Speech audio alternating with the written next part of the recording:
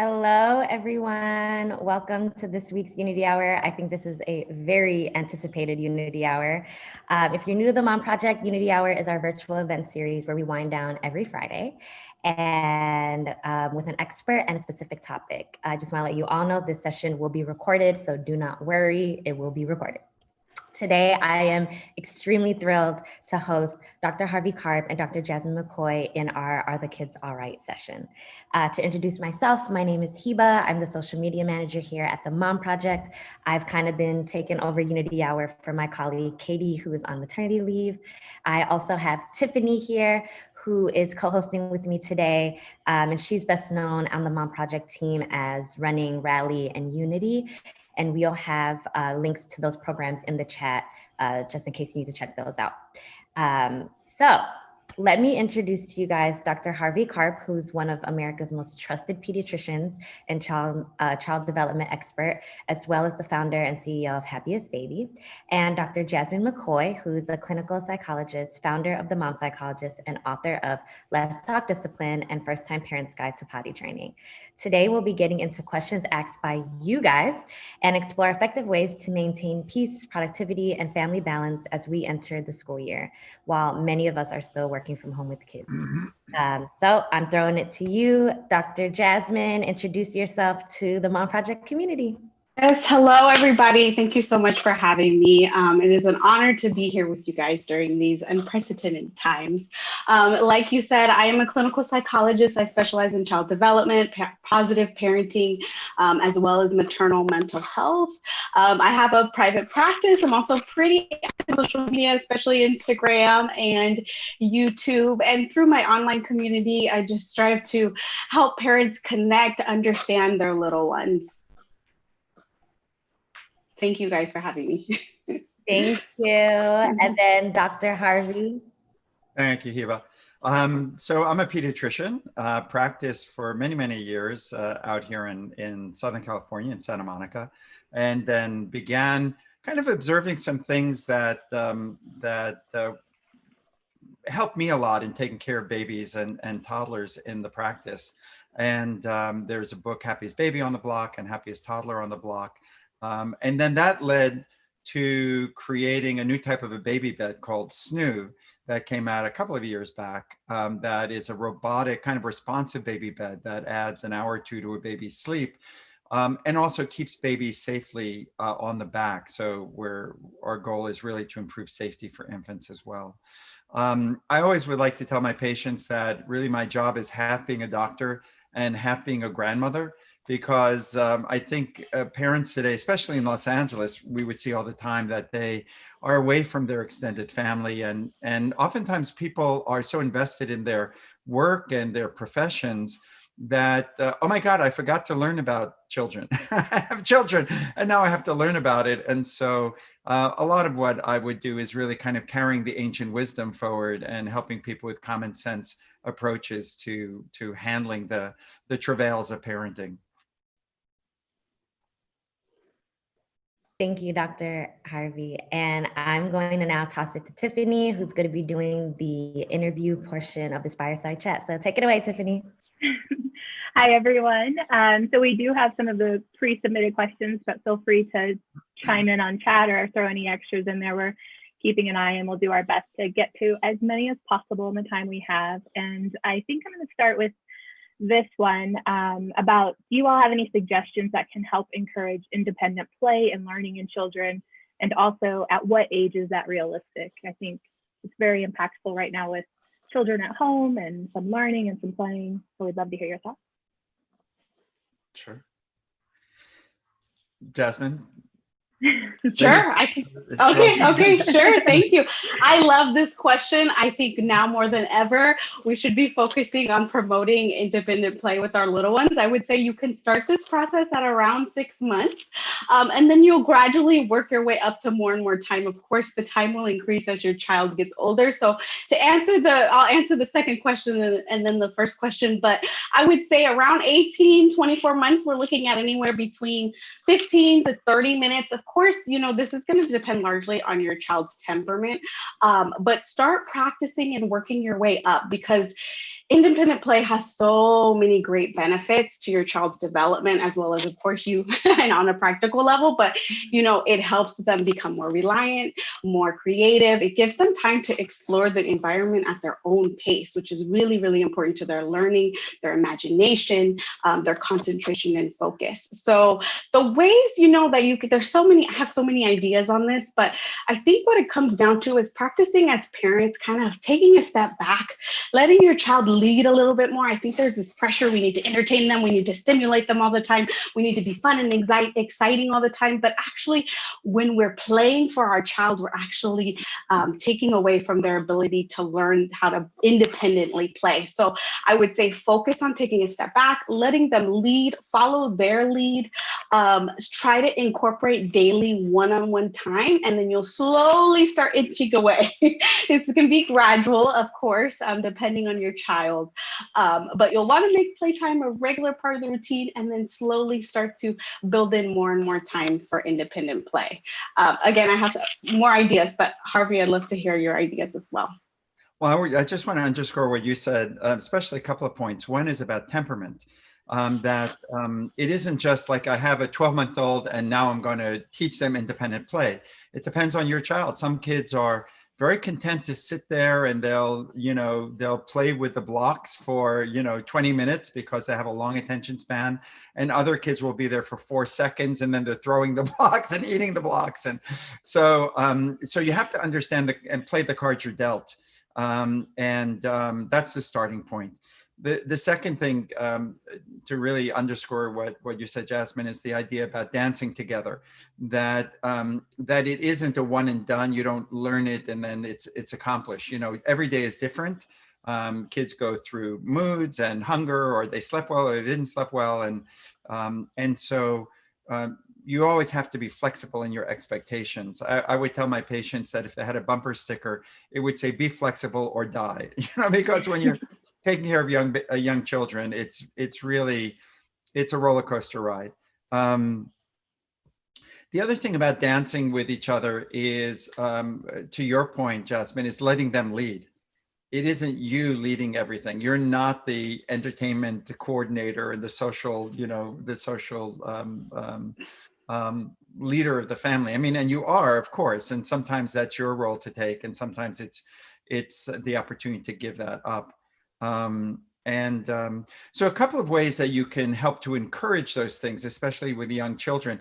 In a way, if you think about the way the brain works, and you've got two halves of the brain, right? You've got the right half, which is the more emotional and it's related to musicality, and it's related to emotionality, and it's related to nonverbal communication. So tone of voice and gestures of your face. And you have the left half, which is the more adult half, which is language and problem solving and delayed gratification and focus and attention. So a lot about independent play has to do with developing that left half of the brain, and especially the left front part, which we call the executive function of the brain. And so a couple of things that parents can do to help their young kids mature a little bit faster, that part of the brain, are one technique called patient stretching, which is a concept where you almost give your child what they want, and at the last second, you don't give it to them. It sounds like a tease, but it isn't really if you do it right. So for example, the child wants a cracker, mommy, mommy, mommy, and you're going to give them a cracker, so you reach over, you hand the cracker to them. Just as they're about to take it from your hand, you go, "Oh, wait, 1 second, honey, 1 second, 1 second." And you turn around or pretend to be busy with something just for 5 seconds or whatever. And then you turn to them and go, good waiting, here's your cracker.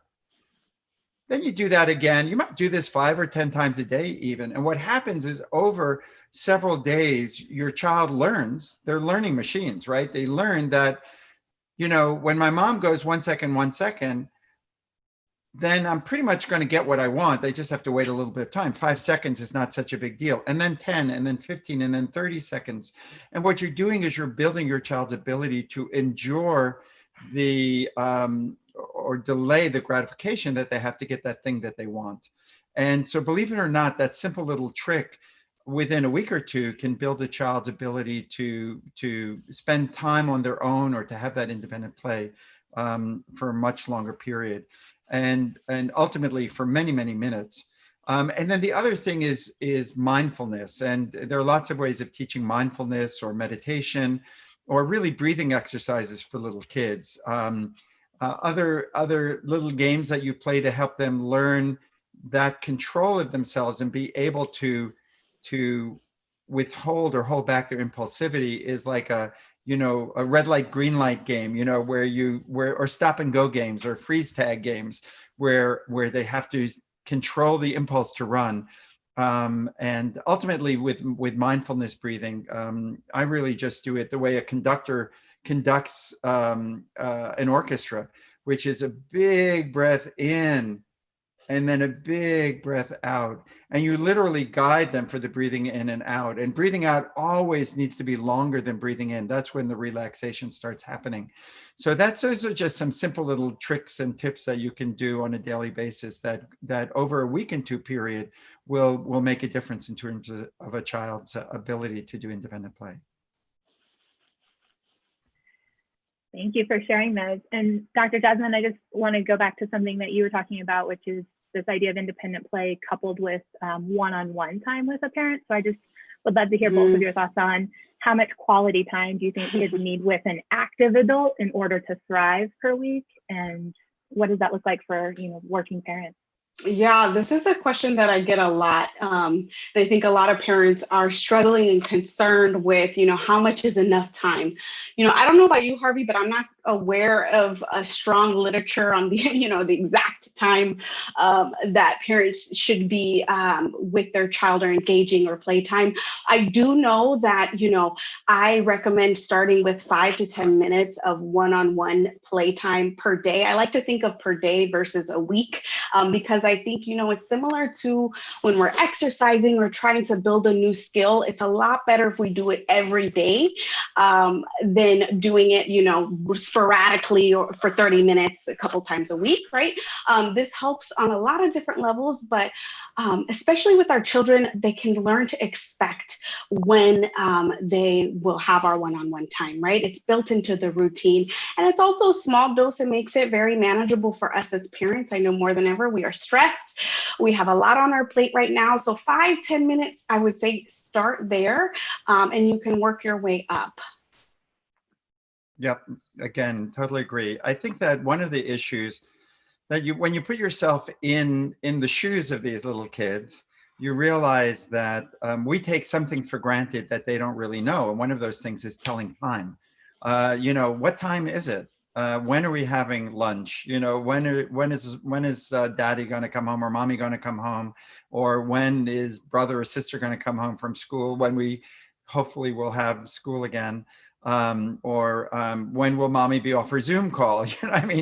Different issues like that. And so different strategies for helping children be able to understand time, to put a frame around it, to make it tangible, are things that are helpful for parents of young children. One way, for example, is to use a timer.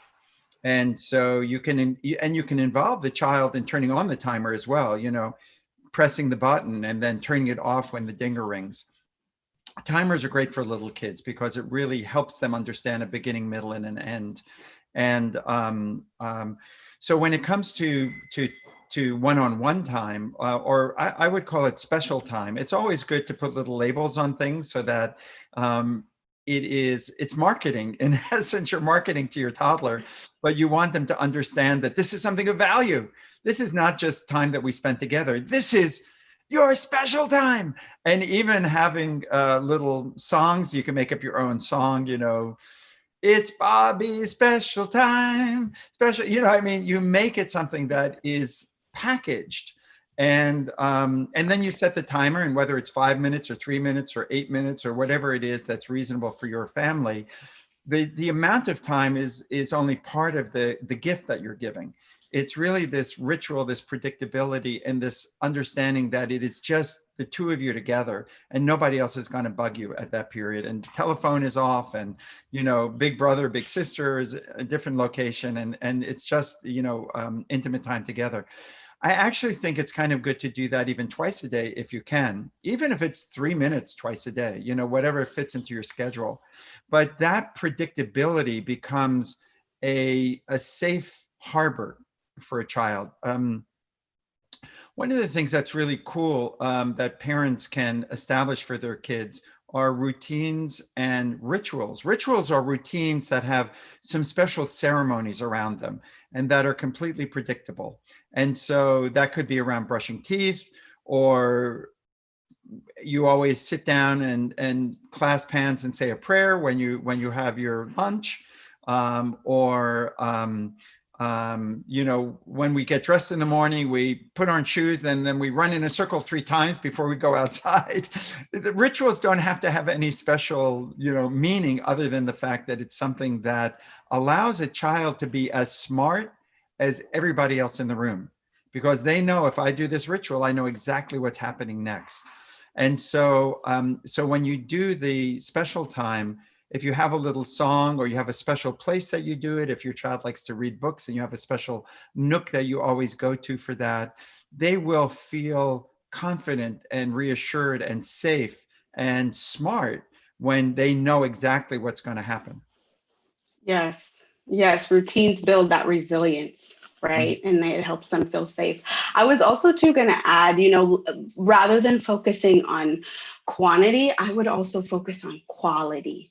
Quality is really important. That is one of the big predictors research has shown in terms of parent-child interactions, is the quality of your interactions. And I would say, if you're feeling stressed, if you're feeling overwhelmed, if you're feeling like there's too much on your plate, hold off on playtime. And, until you've kind of filled your cup up, because your child will sense that when you're kind of distracted, kind of short, you're not really into it, they're going to pick up on that. And that's going to actually hinder the interaction. So try to focus on the quality as much as you can. Yeah. Yeah. And when you're focused on quality, some of the things, getting back to this social director idea, you don't have to be leading everything. You'll follow your child's cue if they can tell you what they want to do. And then there's a little technique called just kind of, it's really kind of time ins, which is when you're spending time together, that you are just sitting next to them, or maybe going, look at what you did, or wow, that's cool. You don't have to blow it out of proportion. It's not a big deal. You're not feeding them sweets of, compliment after compliment. It's really just your attention is the biggest compliment to them, because you're their rock star, right? You're the most important person in their lives. So just kind of being next to them and going, wow, or like that, something like that. Just toss it off is so nurturing for little kids. Yes, yes. And I would say too, if you're struggling with building in playtime into the routine, focus on the natural routines that you already do. Brushing your teeth, getting ready for a meal, going potty, right? Try to build in those connections, like you said, making those observations, narrating what's happening in the moment, giving them some praise and encouragement. Don't underestimate too just the power of just those, like you said, those quick interactions during the daily routine that can make a huge difference. Mm-hmm. Yeah, but give them, as you said, give them your real attention. If you do it, do it. If you can't do it, then you'll do it later. But don't do it halfway. Yeah. Yes. I want to ask you both, is there a specific age group, that we could push this towards? Because I think a lot of people want to know, which age group would this advice be about? Or what do you think you should do differently for the younger kids, or people with a little bit older kids? I think this applies to any child, even the babies, narrating what's happening, using your facial expressions, your tone of voice, right? Praising. I would say start this ASAP. Now, of course, for the older kids, you want to change your technique a little bit and not be too over the top, because they'll sense. But I think it comes down to, whether or not your child is 6 months old or 16, it's the authenticity of the relationship, right? That attunement with them, that connection that will, evolve over time based on their age. Right. No, I totally agree with that. And of course, as they get older, they have more optionality. Even with a little one, you want to give options, right? You know, you want Mhm. the blue cup or the red cup, or should we put your shoes on first or your shirt on first, or whatever. But as they get older, it is a little bit less effervescent, perhaps, and giving them a little bit more control, a little bit more options. But all of these techniques, rituals, routines, meditative breathing, time ins, a special time, all of those things will be valuable for kids well into their, preteens and even into the teens. Thank you. I think we'll switch a little bit into a topic that's pretty top of mind for people, and it's remote learning. We're going back to school, and some people have written in and they're just curious how we can keep kids in general motivated and engaged with remote learning when, as a working parent, your days are already packed. And particularly, are there any strategies you can provide for single parents or maybe parents who have other support that's not in the home with them to help throughout the day? Yeah. Well, I mean, that's obviously a huge, huge challenge. It's, now on top of all your other jobs, now you're not just a social entertainer, you're also the educator, you're the teacher, you're the classmate. It's like, wow, it's given us all such appreciation for childcare providers, for teachers, for all of those folks that have been helping us raise our children this whole time, and really recognizing, not only what a value they are, but how well they should be compensated, and how we need to kind of take another look at how we value different jobs in our society.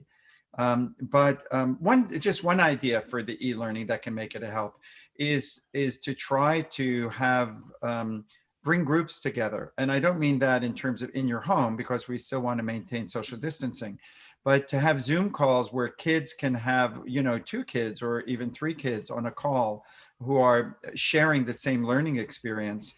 And that really gives a lot of extra value to the child, because they're sharing that with their friends. They can interact with their friends. Makes it much more interesting, because we all know this is not just fill their brains with knowledge and facts. This is really a social environment, and the more social interaction they have, the more the knowledge becomes relevant and becomes interesting.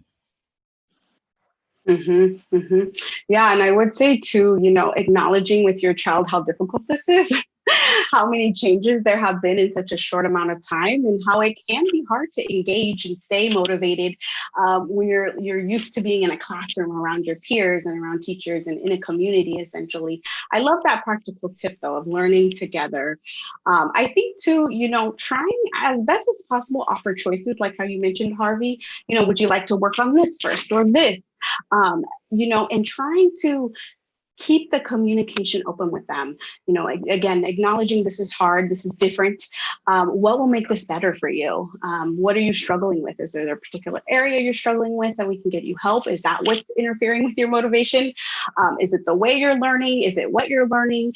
And I think, not losing sight of the fact that we can't really recreate the learning environment. That's really impossible. So keeping in mind our expectations, and shooting on ourselves, being careful not to do that as parents, and just keeping that communication open, offering choices, giving them maybe like a list. Okay, which one, we got to get all of this done today, which one would you like to do first, second, and third, can help with their motivation.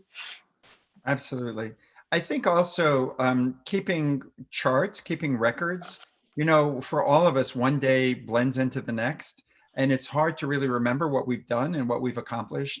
And I think for kids, having a running log that can help them see what they've been able to do, and allow you to see what they've been able to do, and give them praise for that, or at least acknowledgement for what they've accomplished. I think that's really helpful for kids, because we lose track of all of that.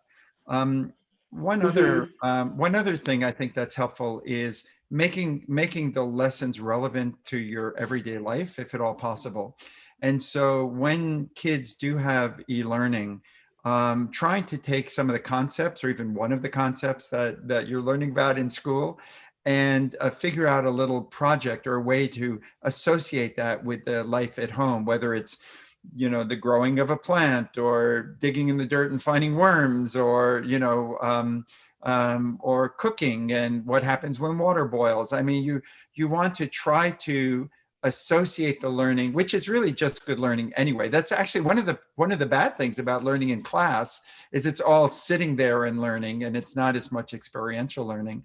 And so really trying to find ways, and it doesn't have to be a lot of these things, just really one idea from the lesson of the day is plenty, or even 2 or 3 a week is plenty for kids to really get excited, because they're not just learning something, they're actually practically learning how that affects the world around them. Yes, yes, I love that. And I was going to say that too. Learning can happen anywhere, right? It happens everywhere. And especially for the elementary school kids, don't underestimate the power of play. I'm such a huge fan of play. I know it maybe seems to our adult brain that they're just playing, they're not learning anything, but actually play builds the essential brain pathways and helps with learning valuable skills like creativity, ingenuity, problem solving, right? Social skills. I know a lot of us are concerned about our child's social skills, but playing helps with that, especially doing that free play and the role playing. So don't underestimate the power of play in their learning overall. It's so true. Now, and if you have a single child and you're not able to, you know, have that type of play exposure, one thing to consider, kind of sound crazy coming from a pediatrician, but one thing to consider is to get a dog, to really have a playmate. You know, the social isolation is just one of these tough things. And, you can't, especially if you have a 1 and a 2 and a 3-year-old, 4-year-old, it's just exhausting to be coordinating their whole day. If they can run after the dog and the dog run after them, for a large part of the day, it ends up being a lot of fun for them. It's maybe it's not cognitive learning, but it is motoric learning and a lot of fun on top of that. And it will really be an extra source of affection and interaction, which is something I think that we all need during these COVID days. Yeah, absolutely. Absolutely. I love that. I love that idea. And I think too, for single parents, particularly, I know you guys are up against a huge challenge, right? And I think, in psychology, we have a term, radical acceptance. And it doesn't mean we like what's happening or we agree with it, but we accept it without judgment. And I think a lot of this can benefit from that acceptance piece. And, including the feelings that come up of, helplessness, of feeling overwhelmed. A really practical piece is giving your child visual cues. So you even can, like Harvey said, set a timer. There's a lot of good timers out there to let your child know, okay, I'm working now. This is your solitary time. Or, setting a green piece of paper on the door or a red piece of paper just to signify in a very visual way. These are the boundaries here. This is when I'm working. This is when I'm not. Of course, you're supervising your child and going back and forth. But these are really, really tough times for single parents in particular. Yeah. Yeah. And pat yourself on the back. I mean, Yes. This is a once in a century kind of terrible situation right now. I mean, it is extraordinary. You're living through extraordinary times, and you're a survivor. You're a great mom and a great dad, being able to just cope with this. I mean, everybody's got so many issues that 4 months ago never would have crossed their mind as happening in their lives. And so it does throw you for a loop, and it's a time. And that's part of the reason why, even though pediatricians are really eager for kids to get back in school,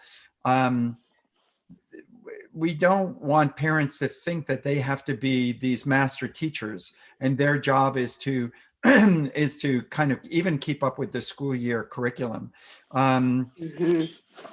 You'll make up for things in terms of life experience and in terms of interactions that that's part of the richness of what's going on now, is you do have an opportunity to see your child much more and to be with your child much more, which is a burden, of course, but it is a kind of a reward as well. But to Jazmine's point, you know, I love that term, don't should on yourself about everything you should be doing, because just getting through the day and keeping your kids safe and fed and healthy is an incredible accomplishment. And you want to pat yourself on the back for that. Yes, yes. And acknowledge, if you are in survival mode, that's okay. Like you said, focus on the basics, right?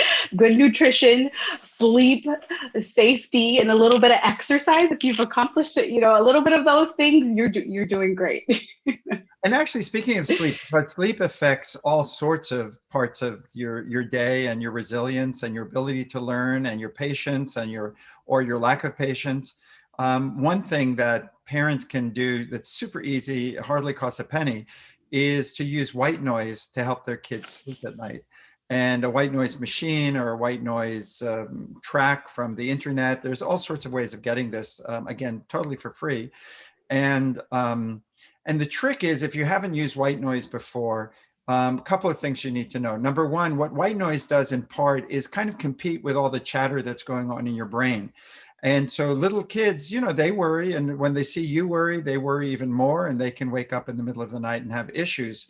But if they have this white noise sound, like rain on the roof sound, going on in their bedroom all night long, and you kind of have it about as loud as a shower, it competes with their own internal dialogue, and oftentimes can help them sleep better and get through the night better. And for adults as well, a lot of adults sleep better with white noise going on. But if you've never used white noise before, there's something that's important. Two things that are important to know. One, don't start it when you go to sleep at night. Start it an hour before bedtime. So have it in the background so that your brain kind of gets used to it. So it's not such an abrupt, sudden change in the room. Otherwise, it can be kind of annoying. And the second thing is the sound has to be fairly low pitched. If it's too hissy, that's kind of annoying as well. So you want something that's a little bit more rumbly sounding. And if you have to, you can even wrap a sweatshirt or a sweater around the speaker that you're using, so that muffles the sound a little bit. And so that within 2 or 3 or 4 days can really help kids get that little bit more sleep, an extra half hour or 40 minutes of sleep that can really move things in a better direction. Oh, yes, yes. Sleep is so important. We still use a sleep machine over here too. I have a 2 and 3-year-old.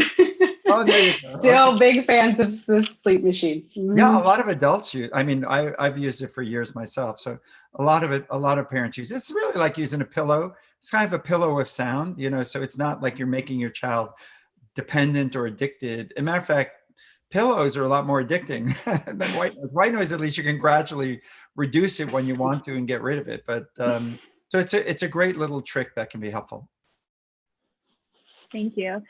So one of the questions that we were curious about is balancing e-learning with also wanting to limit screen time. And I feel like I've already heard some really great suggestions from you all about incorporating lessons into everyday life, but I just wondered if you had any extra advice or suggestions for how you can create a balance for screen time when now so much of learning is happening with the help of a screen. Mm-hmm. I mean, my biggest, first and foremost, is relax on the screen time guilt.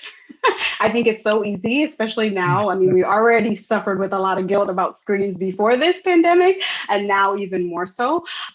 So, I mean, for me personally, I don't know about you, Harvey, but relax on the guilt and the expectations around screens. But as you do that, and you give yourself more permission for your child being on more and more screens, I think, especially now we have great weather. It's about getting them outdoors as much as possible, because there's so many great benefits to physical exercise and being outdoors in nature, not only for our physical health, but our mental health. And like you said, there's, learning happens everywhere. So, digging up worms or finding leaves or finding butterflies, using those moments as you're outside to create learning experiences can be helpful for the kiddos. Yeah, no, I totally agree with that. I think that number one, there's screen time and there's screen time, right? I mean, some of that is quite valuable, and thank God for screens. And some of it is trash, and you want to protect your child from it, or it's it's kind of visual candy, and you want to kind of limit that. And you're allowed to, you're the parent, but do not get into this trap that you're a bad parent if you're using screens, because right now it is survival mode, and it's entertainment. And especially if you have a single kid and you don't have a dog, they need entertainment. They need exposure to other people and something that's dynamic and changing. So, but you can also make deals, and once your child gets to be really over 3 and 4 and 5 and 6, you can say, you have to do this to get that. And don't be too harsh, especially in the beginning when you're doing this. Kind of make easy deals so your kids can agree with you, and everyone gets the benefit. But there are all sorts of deals you can make. Like, yeah, you can have this next hour of screen time, but before you do that, you have to do X, Y, and Z.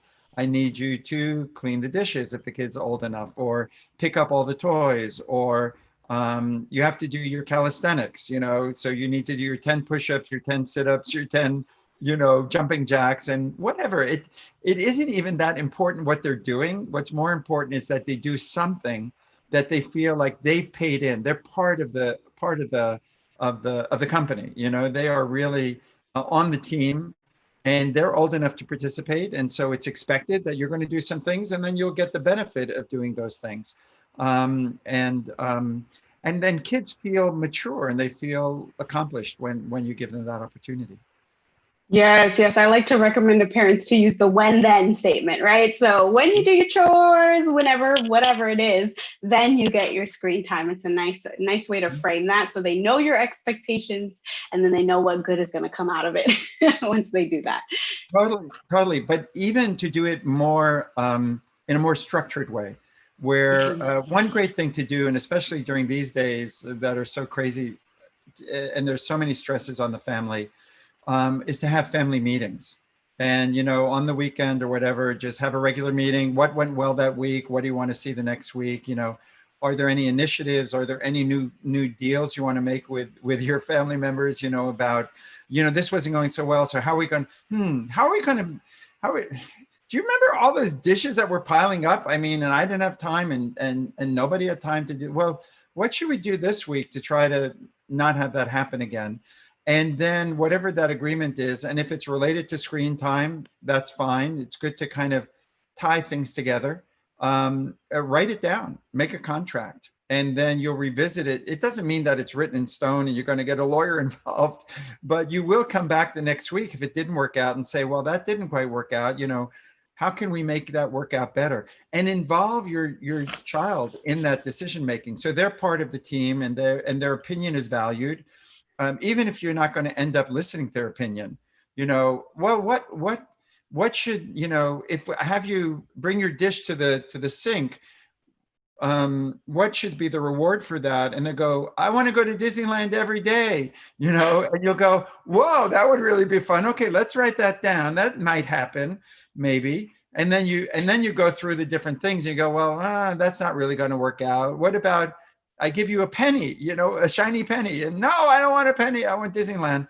And then you end up negotiating and you find something that's a win-win. And ultimately, you've had a very successful interaction where your child has been valued, where your opinion's been valued, and you make a plan that hopefully moves your family a little bit more in a constructive direction. Yes, I love that. And I love that idea of family meetings. I think that can also, tying back to being concerned about them being on the screen so much, you can invite them during the meeting to share, okay, what kind of activities do you want to do? What types of books do you want to read? Or what should we check out this coming week around the city? Get them involved, like you said, in their feedback and their ideas, so they feel like a valuable member of the family. Yep. Yeah. Listening to both of you talking, I was going to say, Dr. Harvey, I keep thinking I am a big fan, as I mentioned, of the Happiest Toddler on the Block, and all of your tips are coming back into my brain as we naturally do them in our house after reading them for so long. And Dr. Jazmine, just the way that you have of reframing different situations when it feels very negative to a parent. I would love to hear both of you talk a little bit about how when we're currently stressed out and maybe at our wits' end, how we can sort of reframe a situation to handle the stress and not be so strict with our toddlers or with our elementary age children, or even, you know, our older children. We're seeing a lot of different regressions and things that are making us even more stressed out. So do you have advice for handling those situations or calming ourselves down maybe? So many ideas there. Dr. Karp, do you want to go first, or do you want me to go first? Why don't you go ahead? Okay. Well, you know, I think mindset is really everything here. I think a lot of, you know, our stress right now, our guilt, our shame, the overwhelm that we feel is around our mindset and the meaning that we're making from these experiences. I know there was questions about mom guilt, and I know, you know, that was already a lot of what we're just struggling with. And now with the pandemic and the stress, it can just add to those feelings. So I feel like our mindset as parents is really, really important. And I think it comes down to making sure our expectations of ourselves and our little ones is in check with reality, right? Because so often we're like, okay, we should be doing this. Okay, it should look like this. Okay, I have to recreate this learning experience for my child, and I'm failing if I don't. Or I have to stay on top of all my work projects and all of this that is on our plate, but really keeping our expectations in check, because what was normal just 6 months ago is not what we may be able to keep up with right now during these times. So shifting the expectations, being flexible about it, and really offering yourself a lot of compassion, a lot of compassion towards yourself and towards your child, because like you said, regressions, tantrums, these are all signs of stress within our child. So don't be surprised if they're having more potty accidents or they're struggling more with behavioral issues and tantrums, because that is how children show us that they are stressed and having a hard time. And that's how, you know, we might also be struggling, like you said, with sleep. Sleep is so important, but we might be struggling with sleep or just getting our basic needs met during these times. So I would say, so many things to say, but I would say make sure our expectations are in line with reality, and focusing a lot on basic needs. Like I said, we're kind of in survival mode, and that's okay. So if anything, just make sure those things are being met during the day, and you're doing great. Super advice, I think. With the expectations, one thing I would say, I think that is the critical starting point, both with babies and with toddlers. With babies, in my work at least, the Happiest Baby on the Block, the key concept is that babies are born like 4 months before they're ready for the world. It's the concept of the fourth trimester. And so you hold and rock and shush them and you imitate the womb. And when you know that's your job, to be one big walking uterus, you know, for those first 4 months, then it all makes sense what the baby responds to, and it gives you a clearer view of what you have to do. For toddlers, at least the way I look at them is that toddlers really are not so much little children as they are cavemen. I mean, they're primitives, they're uncivilized. And in fact, our job as parents is to teach them the niceties of civilization, to socialize them, to teach them to say please and thank you and wait in line and share their toys. But they don't learn that very quickly. I mean, by 4 and 5, you hope they've learned all these lessons of society. And I mean, a 1-year-old will know some of them, but they're not going to be reliable or dependable in terms of doing those things. So you need to expect that they're going to have good days and bad days, or good moments and bad moments. And when they do spit and scratch or throw something at your head or pee on the floor, or,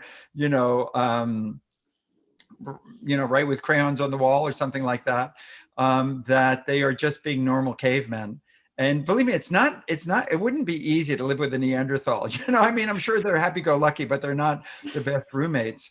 But when you have that in mind, then when your child is successful, you'll feel, hey, wow, they're really doing a good job. And when they're having those trying days, you're not going to judge yourself as being a bad parent or judge your child as being a bad child.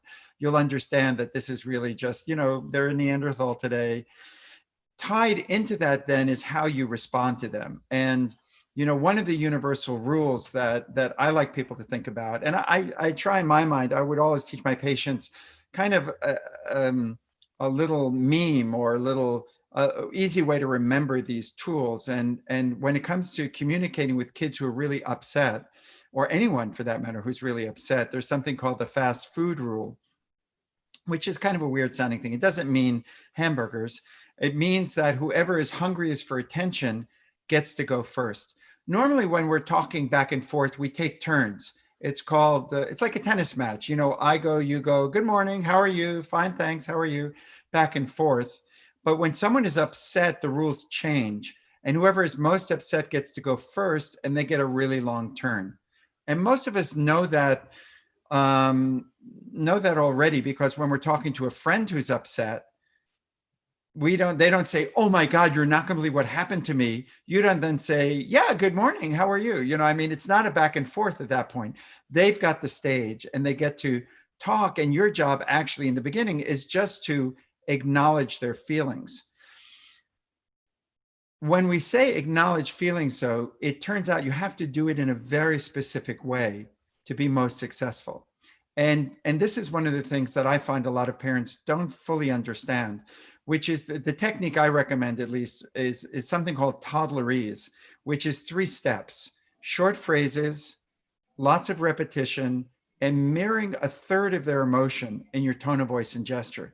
So when your child is upset and, you know, the peas touch the carrots, and now they're melting down because they didn't want the peas to touch the carrots. Rather than saying, honey, I know, honey, sweetheart, I know you're upset. I know the peas touch the carrots. Sweetheart, calm down for a minute. We're gonna separate them. Just calm down. That's acknowledging feelings, but it's not done in a way that feels respectful to the child, because they're feeling feelings up here and you're talking in a way down here of trying to stop them from having these big feelings. So you want to use short phrases, repetition, and mirroring a third of their emotion. So it might be something like, I mean, this is like for an 18-month-old or a 2-year-old even, you don't like it. You don't like it. You say no, you don't like it. Your peas touch your carrots, and you say no. And you want gestures, and you want kind of that almost primitive or immature way of speaking. And then as they calm down, your language is going to get more normal and more mature. And if it's an older child who's 5 or 6 or 7, you're not going to be as immature with your language, but you still will use repetition and some of your tone of voice. So it might be more like, I can see, honey, I see you are really, really, really, really frustrated. Your face is telling me that. Your whole body, I can see you're tensed up. You didn't like that. You 1,000% didn't like that. You 10,000% didn't like that. And I totally get it, because why would you like it? See how I'm repeating that over and over again, similar phrases, because the first 1 or 2 times you say it, your child doesn't exactly believe it. You know, are you just trying to make me feel better? Or do you really honestly understand how desperately upset I am in this situation? And then after 5, 6, 7, 8 times, and they're starting to settle down, that's your opportunity to reassure them or find a solution or problem solve with them or something else. You will use this technique 10 times a day, you know, and especially with COVID and everybody at close quarters, because everyone gets emotional. And these are techniques you use for your teenager as well as your little kids, because it's really just respectful communication. Yes, absolutely. And it's so hard for children to register language when they are emotionally activated. So I like that, keeping it very simple, right? Repetitive, because that is the greatest way to calm our children down, is when they're feeling safe, understood, when they really feel seen and validated by us. And I know it's so easy, you know, our stress response goes up as parents, and our biggest thing is, okay, just make this stop. How can I make this stop? And we're trying to reason with them. Sure. And do all of that. But really, if we can just allow it in that moment, because I know it sounds crazy, but tantrums are a really healthy part of development. It actually, it helps them and builds resilience over time. To go through those moments, especially with you, it can be a great connecting moment, even though it doesn't always seem like it. Right. It won't start out that way, maybe. And so, listen, it's, even though we're giving advice and we're giving ideas, in the moment when some little Neanderthal is screaming at you or throwing it at you, it's very hard to keep your poise and to really think all these things. And in fact, I often encourage parents to practice these techniques. All of this stuff, by the way, the things I'm talking about are in the Happiest Toddler on the block. So there's a lot of information there, but I encourage people to practice when their child isn't so upset. In fact, most of us do this automatically when our kids are pretty happy. Like when your child is enjoying breakfast, you don't really say, did you enjoy breakfast, sweetheart? You go, yummy, yummy. That's really good, huh? Isn't that tasty? I know that's your favorite cereal. Or, you know, that's kind of the way we speak when they're very happy and pleased and interested. But when they get upset, we suddenly get more like these little armchair psychiatrists or something. We're just trying to talk them off the ledge and to settle down, which we will get to, but it's not what you want to do first off when they're melting down. You really want to acknowledge it in a way that feels real and feels respectful of their level of feeling. Yes, yes. And I think one of the first tips can be one of the things you want to do is ground yourself in those moments, because these moments are very dysregulating for us as parents, especially if we're already stressed, we're already maxed out, we're already multitasking and trying to do all of the things. So grounding ourselves, even some positive mantras, like something as simple as, my child is having a hard time. They're not trying to give me a hard time. We'll get through this together can go a long way, and kind of shifting our mindset. Right, giving yourself a little distance so you're not instantly pulled into the fight. Yeah. Yes, exactly. Yeah. Not getting sucked in to the emotional windstorm. I think a lot of parents particularly are curious to know if you feel like this time is going to be scarring for our children. Is there anything that's going to affect them, whether it's socialization or learning? It's just all these heavy topics hanging over us, and we would love to hear if you feel like this time will be scarring, and if there are ways we can help prepare them to avoid any of those situations. Yeah, I think that, again, there's so many worries and so many concerns that are going on. I kind of look at it as an opportunity. The old saying in the Chinese characters that that danger and opportunity are in the same character. And so ultimately, this is really an opportunity to have time with your kids that you will never have again. And so there's, not that it's not an enormous burden, because it is, but there's something sweet and special about it as well, that I guarantee there'll be parts of this that people miss when it's all over and kids are back to school, and that closeness isn't there. Then unless you're homeschooling your kids, you're gonna miss that opportunity. Having said that, I think that really the burden and the opportunity is to find ways that you can make this a rewarding period. And it is extra effort, there's no question, on the parents' part. And it does require more work-life balance. You have to think about things more, and again, not be brilliant about it, but you do have to do some thinking and planning and finding some things that your kids are going to really resonate with. But I think that maybe the hardest thing is really the social isolation. And again, especially if you have just one child, that makes it particularly challenging because of boredom. And that's why I was, not really joking when I said about getting a dog, because dogs really can add so much, and it takes a lot off of the parents, a lot of responsibility off the parents' shoulders. But it's really that social exposure that I think is the toughest thing, in finding ways, whether it's through Zoom calls or a dog or a safe little pod, one or two friends that you can safely meet with and have confidence that they're going to be responsible in terms of not exposing themselves to COVID. I think those are the main things to pay attention to. What do you think, Jazmine? Yeah, no, I agree. I think, for kiddos under 5, this may actually be really, great for them. They get to attach to us. We're their primary caregivers. And so they may I think they're going to walk away from this experience we're going to have more of a healthy attachment with our little ones. And I think, going to the idle time, on the flip side, I think there's a lot of pressure on us parents, especially parents of only children, to fill all their idle time, right? There's a lot of guilt wrapped into, okay, they're so bored and I need to keep them wrapped up in activities back to back to back. But I think there's great opportunities in idle time, in boredom, right? That's where creativity comes. That's where they're able to hone in on their focus and concentration, their own interests. So I would avoid the trap. Yes, we want to set them up for, having fun and engaging engaging activities, of course, but also, recognizing that, idle time is also really good and essential for their development. So try not to overschedule them, even if even if you guys are stuck in the house. These are great opportunities for them.